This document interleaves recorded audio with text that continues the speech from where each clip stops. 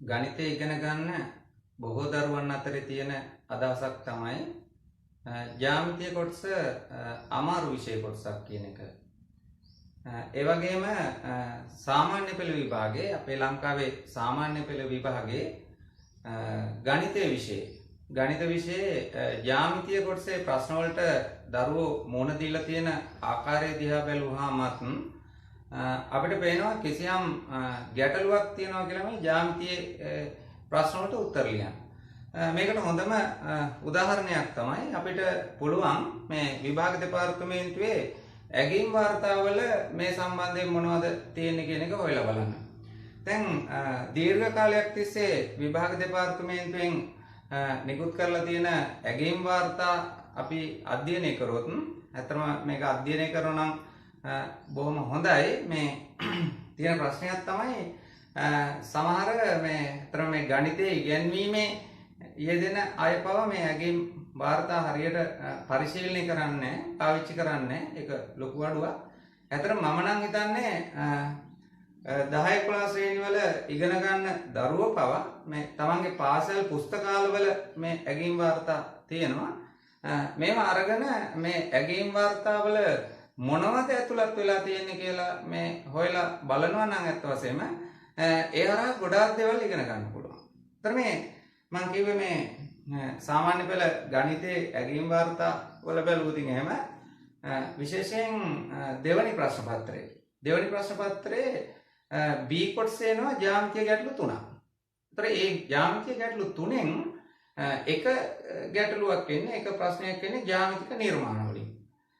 තව ප්‍රශ්න දෙකක් එනවා මේ සරල රේඛීය තල රූප වල ජ්‍යාමිතිය පිළිබඳව. ඒක සාධනයේ ඇතුළත් ගැටලුවක් බොහෝ විට. ඒ වගේම තව ප්‍රශ්නයක් එනවා ඒක වෘත්තය පිළිබඳ ජ්‍යාමිතියෙන් එන්නේ. ඒකේ සාධනයේ ඇතුළත් ගැටලුවක්. ජ්‍යාමිතියේ සාධනයේ ඇතුළත් ගැටලුවක්. එතකොට මේ විශේෂයෙන්ම මේ සාධනය සහිත ප්‍රශ්න දෙකේ ළමයි මේ ප්‍රශ්න දෙකට මුහුණ දීලා තියෙන ආකාරය ඇගීම් වාර්තාවේ තියෙන තොරතුරු අනුව බැලුවොත් එහෙම ඔය දැන් වෘත්ත ක්‍රමයේ ආශ්‍රිත ජ්‍යාමිතිය ගැටලුව තෝරගන්න ප්‍රමාණය පවා තියෙන 130 ගණනක්. විභාගයේට පෙනී හිටින අපේක්ෂකයන්ගෙන් 130 ගණනක් 40කට ආසන්න ප්‍රමාණයක් තමයි ඒ ප්‍රශ්නේ තෝරගෙන තියෙන උත්තරය. ඉතින් අනිත් ජ්‍යාමිතිය ගැටලුවත් ඒ වගේ අර සරල රේඛීය තල රූප සම්බන්ධයෙන් සාධනය ඇතුළත් ප්‍රශ්නේ තෝරගන්න ප්‍රතිශතයත් ඉතා අඩු මට්ටමක තියෙනවා. ඊළඟට දෙවෙනි කාරණේ පළවෙනි කාරණේ තමයි ඇයි මේ ප්‍රශ්න මේ තෝරගන්න නැත්තේ වැඩි දිනෙක තෝරගන්න නැත්තේ. එතරම් ගැටලුවක් තියෙනවනේ. එක පැත්තකින් ඒක. අනිත් පැත්තෙන් දැන් මේ ප්‍රශ්නේ තෝරගන්න අය කොයිතරම් දුරට මේ ප්‍රශ්නෙට පිළිතුරු සැපීමේදී සාර්ථක වෙලා තියෙනවද කියන එක අපි බැලුවොත් සාමාන්‍යයෙන් මේකට ලකුණු 10ක් නේ ප්‍රශ්නෙට දෙන්නේ. මේ ලකුණු 10න් ලකුණු 8ට වඩා ගත්තු ළමයි ප්‍රතිශතය ගත්තාම 10%කටත් අඩුයි. ලකුණු 8ට වඩා ලකුණු ගත්තු ළමයි ප්‍රතිශතය අර ප්‍රශ්නේ තෝරගත්තු අයගෙන් 10%කටත් වඩා අඩුයි. දැන් 2018 අවුරුද්දේ 9 වෙනි ප්‍රශ්නේ බැලුවොත් එහෙම ඇගීම් වාර්තාවේ තියෙනවා මගේ මතකයේ හැටියට 83ක් ළමයි ප්‍රශ්නේ ලකුණු 10න් ලකුණු 3ට වඩා අඩුවෙන් තමයි අරන් තියෙන්නේ. ලකුණු 3ට වඩා අඩුවෙන් තමයි අරන් තියෙන්නේ. දිගින් දිගටම අපි මේ වාර්තා පරීක්ෂා කරලා බැලුවොත් එහෙම ඔය තත්වයම තමයි දිගින් දිගටම දකින්න ලැබෙන්නේ. ඒතර මේ අනුව අපිට පැහැදිලි වෙනවා මේ සාමාන්‍ය පෙළ විභාගයේදී නම් මේ ජ්‍යාමිතියේ ප්‍රශ්න වලට එච්චර හොඳින් අපේ දරුවෝ කවදාවත් මේ මුහුණ දීලා නැහැ. ඉතින් මේක මෙහෙම වෙන්නේ ඇයි? මේකට පිළියමක් නැද්ද අපිට කියලා හිතලා බැලුවොත් ඇත්තටම මේකට අපිට පිළියම් හොයාගන්න පුළුවන්. ඒතර මේකට තියෙන එක පිළියමක් තමයි මේ ජ්‍යාමිතියේ විෂය පතය පිළිබඳව අපි නිවැරදි අවබෝධයකින් මේ ජ්‍යාමිතිය ඉගෙන ගන්න එක. ජ්‍යාමිතිය ඉගෙන ගන්න කොහොමද කියලා තීරුම් අරගෙන ජ්‍යාමිතිය ඉගෙන ගන්න එක. ඉගෙන ගන්න ඕනේනේ. ඉගෙන ගන්න ඕනේ. ඉගෙනීම කියලා සංකල්පයක් තියෙනවානේ. අන්න ඒ වගේ අවබෝධයකින් අපි ජ්‍යාමිතිය ඉගෙන ගන්නවා නම් මම හිතනවා අපිට ජ්‍යාමිතිය ඉගෙන ගන්න පුළුවන්. ජ්‍යාමිතිය ප්‍රතික්ෂේප කළ යුතු විෂය කොටසක් කියලා මම හිතන්නේ නැහැ. ඇත්තටම අපි ජ්‍යාමිතිය ප්‍රතික්ෂේප කරපුවාම ඒ ප්‍රතික්ෂේප කරන නිසාම අපිට බුද්ධිමය වශයෙන් ලොකු දෙයක් අහිමි වෙනවා. ඒ නිසා අපි ජ්‍යාමිතිය ඉගෙන ගන්න උත්සාහ දරන්නම ඕනේ. මම මේ දරුවන්ට විශේෂයෙන් කියන්නේ අපි සාම්ප්‍රදායික දැක්මෙන් බැහැර වෙලා ජ්‍යාමිතිය ඉගෙන ගන්න පදනමකට එන්න ඕනේ. ඒක එක වැදගත් කාර්යයක්. ඉතින් මේ ජ්‍යාමිතිය කියන්නේ කොයි වගේ විෂයක්? මේ ජ්‍යාමිතියේ ස්වභාවය මොකක්ද කියන එක විශේෂයෙන් හොයලා බලන එක වැදගත් වෙනවා. මෙන්න මේ මම අර කලින් කියපු වාතාවරණය නිසා. මේ ජ්‍යාමිතියට ඉංග්‍රීසි භාෂාවේදී කියන්නේ ජියෝමෙට්‍රි කියලා. ඔයාලා දන්නවා ජියෝමෙට්‍රි. මේ ජියෝමෙට්‍රි කියන වචනේ සුල මුල හොයාගෙන ගියොත් අපිට මේකේ මුල හම් වෙන්නේ ග්‍රීක භාෂාව. ඒතර ග්‍රීක භාෂාවෙන් ආව දෙයක් තමයි මේ වචනේ තියෙන්නේ. එකක් තමයි මේ වචනේ එක කොටසක් මේ ජෝ කියන වචනේ. මේ ජෝ කියන කොටසේ තේරුම තමයි මුල් අර්ථය තමයි මේ පොළව කියන එක. පොළව. එහෙම නැත්නම් භූමිය. පොළව. එහෙම නැත්නම් භූමිය. මේකේ තියෙනවා භූමිය කියන අර්ථය. නැත්නම් පොළව. බිම. තව සරලව කියනවා නම් ගොඩාක් සරල වචනකින් කියනවා බිම කියන අර්ථය. බිම. එතන මේ කැලේ වචනේ මෙන්න මේ කොටසේ තේරුම තමයි මේකත් මේ ග්‍රීක පදයක්. මේකේ තේරුම තමයි මැනීම කියන තේරුම. මේ කියන්නේ මැනීම කියන අදහස. එතකොට මේ ජියෝමෙට්‍රි කියන වචනේ මුල් අදහස හොයාගෙන ගියොත් එහෙම ඒකේ මුල් තේරුම තමයි බිම මැනීම කියන එක. බිම මැනීම කියන එක. ඒතර මේ බිම මැනීම කියන අදහස මේකට ආවේ කොහොමද කියන එක හොයාගෙන ගියොත් එහෙම අපිට ඈත අතීතයට යන්න සිද්ධ වෙනවා. දුර ඈත අතීතයක මේ මිනිස්සයා ශිෂ්ටාචාරගත වෙන්න පටන් ගන්නකොට දඩයන් යුගයේ මිදිලා මිනිස්සු ගොවිතැන් කරන්න පටන් ගන්නකොට ජනාවාස හදා ගන්න පටන් ගන්නකොට මිනිස්සයාට ගොවිතැන් කරන්න උනේ, ගෙවල් හදන්න උනේ මේ භූමිය මත. ඒතර භූමිය මත වගා බිමක් වෙන් කර ගන්නකොට මොනවා හරි වගා කරන්න බිමක් වෙන් කර ගන්නකොට ඔන්න ඒ වගා බිමට එනවා හැඩයක්. ඒගොල්ලෝ හදාගන්න වගා බිමට එනවා හැඩයක්. ඒතර මිනිස්සුන්ට මේ හැඩය ගැන විශේෂයෙන් හිතන්න සිද්ධ වෙනවා. එයාලගේ අවධානය යනවා මේ හැඩයට. ඊළඟට ඒකේ තියෙන මේ අවකාශය.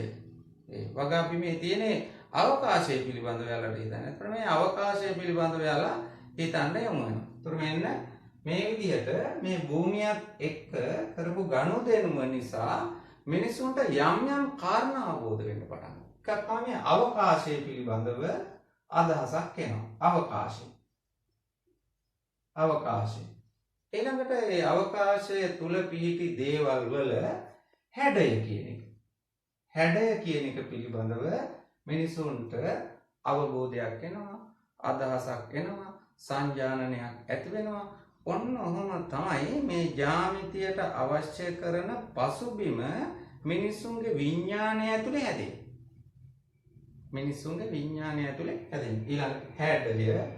ඊළඟට ඒ අවකාශයේ තියෙන දේවල් වල කියන්නේ වගා බිමක් නම් ඒකේ විශාලත්වය, ප්‍රමාණය. මෙන්න මේ වගේ දේවල් පිළිබඳව මිනිසුන්ට ටික ටික හිතන්න වෙනවා. ටික ටික මේ වගේ දේවල් පිළිබඳව මිනිසුන්ට පොඩි අවබෝධයක් ඇති වෙනවා. ජ්‍යාමිතිය කියලා කියන්නේම මේ අවකාශයේ ගුණ, අවකාශයේ පිහිටි දේවල් වල හැඩය, ඒ අවකාශයේ පිහිටි දේවල් වල ප්‍රමාණය පිළිබඳව අපි කරන අධ්‍යයනයට තමයි ජ්‍යාමිතිය කියලා කියන්නේ. දැන් මේ ප්‍රමාණය කියන වචනේ ගැන චුට්ටක්. මේ ප්‍රමාණය කියන වචනේ ගැන හිතුවාම මේ ප්‍රමාණය කියන එකෙන් අදහස් වෙන්නේ මොකක්ද? ප්‍රමාණය යන කුමක්ද කියලා විභාග ප්‍රශ්නයක් කියනකොට මාර අමාරුයි වැටෙන්නේ. මේ ප්‍රමාණය කියන්නේ මොකක්ද කියන ප්‍රශ්නයට අපිට තව වචන වලින් උත්තර දෙන්න ගියොත් එහෙම ටිකක් අමාරුයි මේක තවත් වචන වලින් විස්තර කරන්න. තවත් වචන වලින් විස්තර කරන්න අමාරු වචන තියෙනවා ඕනෑම විෂයක් ඇතුලේ. ඒතර ජ්‍යාමිතිය ඇතුලේ තියෙන දැන් ප්‍රමාණය කියන්නේ මොකක්ද කියලා ඒවා ටිකක් අමාරු විස්තර කරන්න. රූපයක හැඩය කියන්නේ මොකක්ද කියලා ඒවා ටිකක් අමාරු විස්තර කරන්න. හරි ඒ වගේ වචන තියෙනවා. මේ ජ්‍යාමිතිය කියන විෂය ඇතුලේ තියෙනවා ආන් ඒ වගේ වචන. ඒ වචන තව වචන වලින් විස්තර කරලා නැහැ. විග්‍රහ කරලා නැහැ.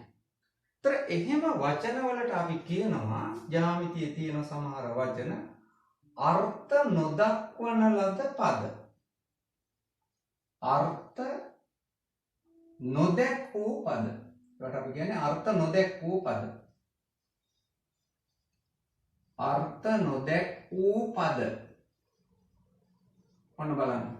දැන් මේ ජ්‍යාමිතිය ඇතුලේ තියෙන දේවල් අපි ටිකක් තේරුම් ගමු. මේ ජ්‍යාමිතිය කියන විෂය හැදිලා තියෙන්නේ කොහොමද කියලා මම හිතනවා. එතකොට අපිට මේ ජ්‍යාමිතිය ඉගෙන ගන්න කිසියම් හොඳ අඩිතාලමක් දාගන්න පුළුවන්. මගේ මේ කතාබහේ ඇත්තටම මගේ බලාපොරොත්තුව ඒක කෙනෙකුට ජ්‍යාමිතිය ඉගෙන ගන්න අවශ්‍ය පොඩි අඩිතාලමක් හදාගන්න උදව් වෙන දේවල් ටිකක් පැහැදිලි කරගන්න එක. ඒතර අර්ථ නොදැක් වූ පද. දැන් හැඩය කියන වචනේ ගත්තොත් එහෙම අර්ථ දක්වලා නැහැ. ප්‍රමාණය කියන වචනේ ගත්තොත් එහෙම අර්ථ දක්වලා නැහැ. අපි හිතමු ලක්ෂය කියන වචනේ. ලක්ෂය කියලා එකක් තියෙනවා. මේ ලක්ෂය කියන වචනයත් එහෙම අර්ථ දක්වලා නැහැ. ඔය යුක්ලිඩ් කියන ගණිතඥයා මේ ලක්ෂය පිළිබඳ විස්තර කරනවා. එතනදී මේ එයා කියන්නේ ලක්ෂයකට පිහිටීමක් ඇත විශාලත්වයක් ඇත. පුදුම කතාවක් නෙමෙයි. ලක්ෂයකට පිහිටීමක් ඇත විශාලත්වයක් නැත. ඔන්නම් තමයි ලක්ෂය ගැන කියන්නේ. ඒතර ලක්ෂය කියන්නේ මොකක්ද කියලා වුණාට අපි තේරුම් ගන්න ඕනේ. ඔන්න ඔහම වචන මාලාවක්ම තියෙනවා මේ ජ්‍යාමිතිය කියන විෂය ඇතුලේ. ඒ වචන වලින් අදහස් කරන්නේ මොනවද කියලා තේරුම් ගන්න එක හරි වැදගත් වෙනවා. ඒ වගේම තව සමහර වචන තියෙනවා. දැන් හිතන්නකෝ සමාන්ත්‍රාශ්‍රය කියන එක. සමාන්ත්‍රාශ්‍රය කියලා වචනයක් තියෙනවනේ. එලා දාන්න. සමාන්තරාශ්‍රය. එතකොට මේ සමාන්ත්‍රාශ්‍රය කියන වචනයෙන් අදහස් කරන්නේ මොකක්ද කියන එක තවත් වචන වලින් පැහැදිලිව විස්තර කරලා තියෙනවා. පැහැදිලිව විස්තර කරලා තියෙනවා. කොහොමද? සමාන්ත්‍රාශ්‍රයක් යනු සම්මුඛ පාද යුගල දෙකම සමාන්තර වූ චතුරාශ්‍රයකි. සමාන්ත්‍රාශ්‍රයක් යනු සම්මුඛ පාද යුගල දෙකම සමාන්තර වූ චතුරාශ්‍රයකි. එතකොට මේකට පැහැදිලි අර්ථයක් දීලා තියෙනවා. මේ වාගේ පදවලට කියනවා අපි අර්ථ දැක් වූ පද. මේවට කියනවා අර්ථ දැක් වූ පද. පැහැදිලිද? එතකොට මේ ජ්‍යාමිතිය අපි පාවිච්චි කරන වචනමාලාව ඇතුලේ සමහර පද තියෙනවා ඒවා විශේෂයෙන් අර්ථ දක්වලා නැහැ. ඒවා පාවිච්චි වෙනවා ඒ වුණාට. තව සමහර පද තියෙනවා ඒවා පැහැදිලිව අර්ථ දක්වලා තියෙනවා. තේරුණාද? එතකොට සමාන්ත්‍රාශ්‍රය කියන්නේ හැම එකක්. වෘත්තය කියන්නේ හැම එකක්. සවිධි බහුවස්ත්‍රය කියන්නේ හැම එකක්. සවිධි බහුවස්ත්‍රය අර්ථ දක්වලා තියෙනවා. මොකක්ද කියලා? සවිධි බහුවස්ත්‍රය. මේක අර්ථ දක්වපු එකක්. මේ ජ්‍යාමිතිය ඉගෙන ගන්නකොට අපි තේරුම් ගන්න ඕනේ ඒකේ පාවිච්චි කරන ඒ වචන වලින් හරියටම අදහස් කරන දේ මොකක්ද කියලා. අදහස් කරන දේ. දැන් මේ අර්ථ දැක්වූ පදයක් නම් අපි මොකක් හරි අර්ථයක් ගැන හිතාගෙන මේ වචනේ පාවිච්චි කරාට වැඩක් නැහැ. ඒ වචනේ අපි පාවිච්චි කරන්න ඕනේ ඒ දීලා තියෙන අර්ථයෙන්ම. දීලා තියෙන අර්ථයෙන්ම. දැන් අපේ හුඟ දෙනෙකුට ගැටලුවක් වෙන තැනක් නේ ඕක. දැන් අපි අපේ සමහර අය කරන දෙයක් තමයි මේ විෂයක තියෙන සමහර වචන අරගෙන ඒවා Tamanට කැමති විදිහට විස්තර කරනවා. ඒ Tamanට කැමති විදිහට ඒවා විස්තර කරාට ඒක සාර්ථක නෑ. ඒ වචනයේට ඒ විෂය ඇතුලේ පවරපු නිශ්චිත අර්ථයක් තියෙනවා. එතකොට මේ වචනේ අපි පාවිච්චි කරන්න ඕනේ ඒ අර්ථය සඳහාමයි. ඒ අර්ථය සඳහාමයි. ඔන්න ඔක අතිශය වැදගත් දෙයක් වෙනවා. අපි යම් කිසි විෂයක තියෙන වචන මාලාව එක්ක වැඩ කරනකොට. පැහැදිලිද? එක පැත්තකින් ඔය ජ්‍යාමිතියේ තියෙන එක ලක්ෂණයක් ඔන්න මම කිව්වා. මේ ජ්‍යාමිතිය ඇතුලේ තියෙන වචන අතරේ පද අතරේ කොටසක් තියෙනවා අර්ථ දක්වලා නැහැ. තව කොටසක් තියෙනවා ඒවා අර්ථ දක්වන ලද පද. ඒ ඔන්න ඔය විදිහට. right. ඒතර මම කියවනේ මේ ජ්‍යාමිතිය මේ බෙහෙවුනේ ඒ අතීත මිනිසුන්ගේ ක්‍රියාකාරකම් අනුව කියලා. ඊට පස්සේ මිනිස්සු ශිෂ්ටාචාර ගත වෙනකොට පියවරෙන් පියවර මේ ජ්‍යාමිතියේ මූලික දැනුම ගොඩ නැගෙන්නේ ඒ අතීත ශිෂ්ටාචාර. මේක හරි රසවත් කතාවක්. ජ්‍යාමිතිය ඉගෙන ගන්නකොට ඒ ජ්‍යාමිතියේ ඉතිහාසෙත් එක්කම අපි ඒ ජ්‍යාමිතිය ඉගෙන ගන්නවා නම් අපිට ජ්‍යාමිතිය රසවත් විෂයක් කරගන්න පුළුවන් ලේසියෙන්. ඒතකොට ඒ ඉතිහාසය ගැන හොයාගෙන යනකොට ඒ අතීත ශිෂ්ටාචාර ගැන හොයාගෙන යනකොට අපිට තොරතුරු හම්බ වෙනවා විශේෂයෙන් මිසොපොතේමියානු ශිෂ්ටාචාරය. ඒතර ඒගොල්ලෝ හොයාගත්තු යම් යම් කරුණු මැටි පුවරුවල සටහන් කරලා තියෙනවා.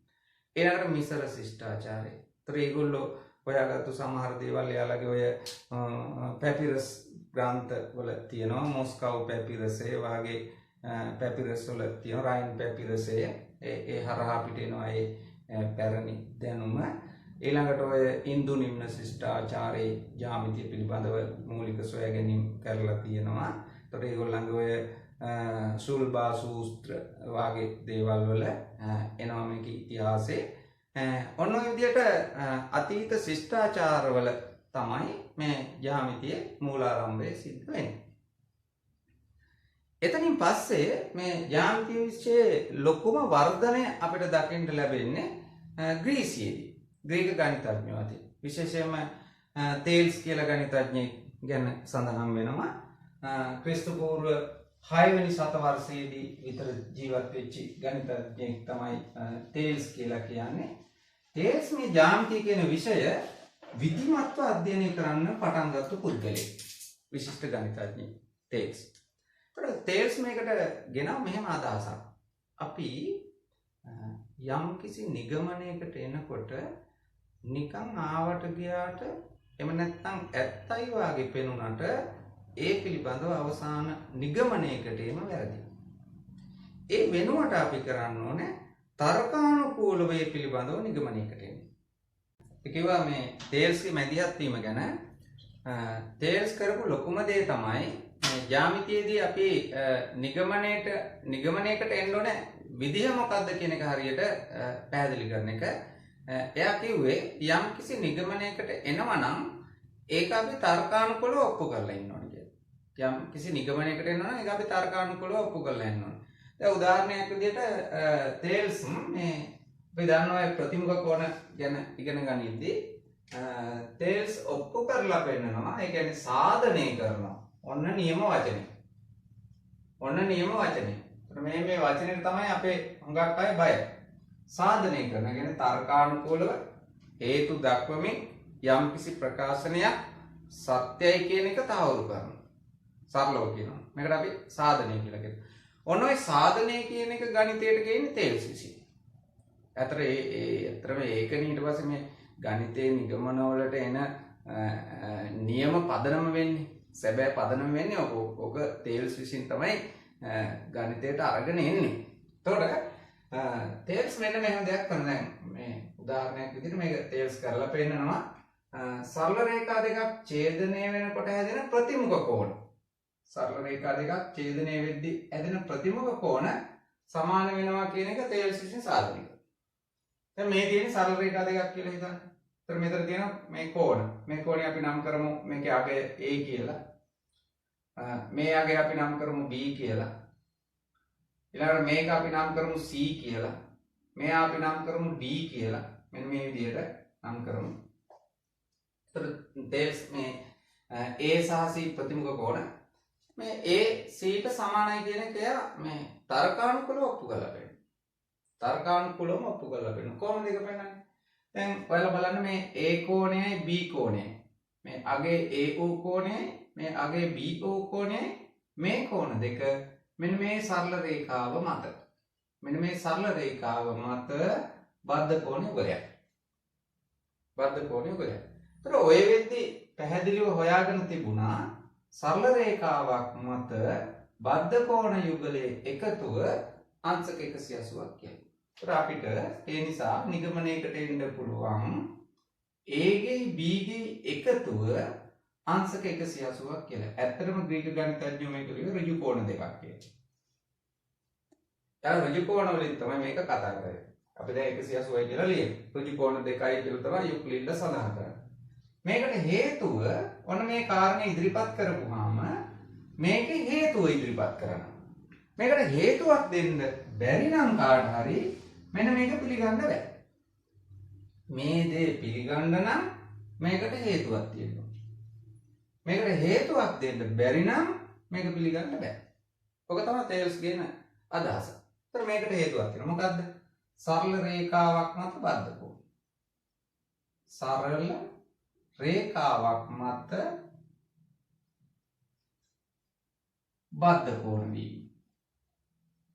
දැන් හේතුවක් තියෙනවානේ. නිවැරදි හේතුවක් තියෙනවා. හැබැයි බොරු හේතුවක් වෙන්න බෑ මේක. ඒතර මේක මීට කලින් සත්‍යයි කියලා පිළිගත් දෙයක් වෙන්න ඕනේ මේ හේතුව විදිහට ඉදිරිපත් කරන දේ. ඒක සනාථ වෙලා තියෙන දෙයක් වෙන්න. එන්න දැන් හරි. ඒතර සරල රේඛාවක් මත බද්ධ කෝණ නිසා මේ දෙක එකතු අංශක 180යි. ආරයි. එහෙනම් පිළිගන්න. එහෙනම් පිළිගන්න. ඊළඟට මේ බලන්න B හා C. B හා C මේ සරල රේඛාව මත B හා C බද්ධ කෝණ. ඒ නිසා B ගේ C ගේ එකතුව B එකතු කිරීම C අංශක 180. පැහැදිලිද? B හා C සරල රේඛාවක් මත බද්ධ කෝණ නිසා ඒ දෙක එකතුව අංශක 180යි. හේතුව මේ හේතුවම. මම කමා දාන්නම් මේකමයි හේතුව. ඊළඟට ඔන්න බලන්න දැන් අපි ප්‍රකාශන දෙකක් ලියුවා. දැන් මේ දෙක දිහා බලාගෙන අපිට තව නිගමනයකට එන්න පුළුවන්. A ගේ B ගේ එකතුව කොච්චරද? අංශක 180. B සහ C එකතුව කොච්චරද? අංශක 180. එහෙනම් අපිට නිගමනයකට එන්න පුළුවන් A ගේ B ගේ එකතුව ඒක 180යි. ඒකටම සමානයි B ගේ C ගේ එකතුව. මෙන්න මම ලියනවා එකතු කිරීම B සමානයි B එකතු කිරීම C. දැන් පැහැදිලිද? දැන් මේකට හේතුව මොකක්ද? මේකට හේතුව මොකක්ද? දැන් මෙතන A ගේ B ගේ එකතුව 180යි ඒකටම සමානයි B ගේ C ගේ එකතුව. ඒතර මේ එකතුවයි දෙකම එකම අගයකට සමාන වෙලා. ඒ නිසා අපි සැකයකින් තොරවම A ගේ B ගේ එකතුව B ගේ C ගේ එකතුවට සමානයි කියලා පිළිගන්නවා. අන්න දැන් තව අපූර්ව දෙයක් මතුවේ. ඒතකොට මේ නිගමනයට එනකොට බලන්න මේ 180ට සමාන වෙච්ච මේ එකතුන් දෙකම සමානයි කියලා අපි කිසිම සැකයකින් තොරව සත්‍යයි කියලා පිළිගන්නවනේ. අන්න එහෙම දේවල් ටිකක් තියෙනවා. කිසිම සැකයකින් තොරව අවිවාදයෙන්ම පූර්ව ඔප්පු කිරීමකින් තොරව අපි සත්‍යයි කියලා පිළිගන්න දේවල් ටිකක් මේ නිගමන වලට එළමෙනකොට අපි පාවිච්චි කරනවා. එහෙනම් මේක තේල්ස්ට පස්සේ ක්‍රිස්තු පූර්ව 3 වෙනි සතවර්ෂයේ මේ ජ්‍යාමිතිය ලොකුම වැඩ කොටස කරපු ග්‍රීක ගණිතඥයා යුක්ලිඩ් මෙන්න මේක අඳුනගන්න. මොකක්ද? මෙන්න මේ සාධනයකින් තොරව අවිවාදයෙන් සත්‍යයි කියලා පිළිගත්තු දේවල් වගේක් තියෙනවා. ඒවට අපි කියනවා ප්‍රත්‍යක්ෂ කියලා. ප්‍රත්‍යක්ෂ. මොනවද ප්‍රත්‍යක්ෂ යොදා ගන්නවා නිගමන වලට එළඹීමේදී මූලිකව. ඒතර යුක්ලිඩ් විසින් එවැනි ප්‍රත්‍යක්ෂ 12ක් ඉදිරිපත් කරනවා එයාගේ කෘති The Elements ග්‍රන්ථය. ඒ ප්‍රත්‍යක්ෂ 12න් 5ක් ඉගෙන ගන්නවා ළමයි 9 ශ්‍රේණිය ප්‍රත්‍යක්ෂ පාඩමේදී. තව 7ක් තියෙනවා. අපි ඒවා ඉදිරියට එකින් එක පැහැදිලිව සාකච්ඡා කරන්න බලාපොරොත්තු වෙනවා. අපේ පෙළ පොත්වල එහෙම විස්තර කරලා නැහැ. නමුත් මං හිතනවා ඒ දේවල් අපි විස්තර කරගත්තොත් ගොඩක් හොඳයි කියලා. ඒතර එහෙම ප්‍රත්‍යක්ෂ 12ක් ඉදිරිපත් කරනවා. ඒතර අපි ඇත්තටම මේ ගණිතයේ තර්කය පදනම් වෙන්නේ මේ පදනම් වෙච්ච කාරණාවල සුළමුල හොයාගෙන ගියොත් එහෙම ඒවට මූලිකව පදනම් වෙලා තියෙන්නේ අනර ප්‍රත්‍යක්ෂ කියන. අනර ප්‍රත්‍යක්ෂ. දැන් A ගේ B ගේ එකතුව B ගේ C ගේ එකතුවට සමානයි. දැන් බලන්න. මෙතන මේ සමාන වෙච්ච අගයන් දෙකේ මේ අගේ B තියෙනවා මේ අගේ B තියෙනවා. එතකොට මේ සමාන අගයන් දෙකෙන්ම අපිට පුළුවන් මේකෙනුත් B අඩු කරලා මේකෙනුත් B අඩු කරලා මේ පැත්තෙනුත් B අයින් කරලා මේ පැත්තෙනුත් B අයින් කරලා A සමානයි C කියන්නේ. එතනදී මොකක්ද? දැන් මෙතන අපි ප්‍රත්‍යක්ෂයක් නියදාගත්තා. හේතුව මේක ප්‍රත්‍යක්ෂය. අවිවාදයෙන් ඇත්තයි කියලා කවුරුත් පිළිගන්න දෙයක්. ප්‍රත්‍යක්ෂය. ඒකට මෙතන ප්‍රත්‍යක්ෂයක් පාවිච්චි කරනවා. ප්‍රත්‍යක්ෂයක් පාවිච්චි කරනවා. ඔන්න ඔය විදිහට තමයි මේ ජ්‍යාමිතියේ නිගමන වලට එළඹීම සිද්ධ වෙන්නේ. ඔන්න යුක්ලිඩ් කියන ගණිතඥයා මෙන්න මේ ප්‍රත්‍යක්ෂ මේ එතකොට අර්ථ දක්වන දේවල් ඒ සියල්ල පිළිවෙලකට ගොනු කරලා මේ අපි පාසල් මට්ටමේ 6 ශ්‍රේණිය ඉඳලා 11 ශ්‍රේණිය දක්වා අපි ඉගෙන ගන්න ගණිතයේ ජ්‍යාමිතිය කොටස ඔය යුක්ලිඩ් කියන ගණිතඥයා විසින් මේ විදිහට ක්‍රිස්තු පූර්ව 3 වෙනි සතවර්ෂයේදී ගොඩනගපු ජ්‍යාමිතිය තමයි අපි ඉගෙන ගන්න. කොහොමද මම බලාපොරොත්තු වෙන්නේ මේක මේ ජ්‍යාමිතිය පිළිබඳව කෙටි හැඳින්වීමක් විතරයි. මේ ජ්‍යාමිතිය පිළිබඳව පුළුල් තැනක ඉඳලා මේ ජ්‍යාමිතිය ඉගෙන ගන්නේ කොහොමද මේක සාර්ථක කරගන්නේ කොහොමද කියන තැන ඉඳලා මේ ජ්‍යාමිතිය පිළිබඳව දීර්ඝව ඉදිරියට කිසියම් කතා බහක යෙදෙන්න මම හිතනවා ඔයාලට ඒකෙන් උදව්වක් වෙයි ජ්‍යාමිතිය කියන විෂය සාර්ථකව ඉගෙන ගන්න. ඔයාලා දිගටම රැඳිලා ඉන්න. එතකොට අපි එකින් එක පිළිවෙලට ජ්‍යාමිතිය මේ මුල ඉඳලා අඩංගු වෙච්ච දේවල් පැහැදිලි කරගෙන හොඳ ජ්‍යාමිතිය පාඨමාලාවකට මුල පුරන්න උත්සාහ කරමු.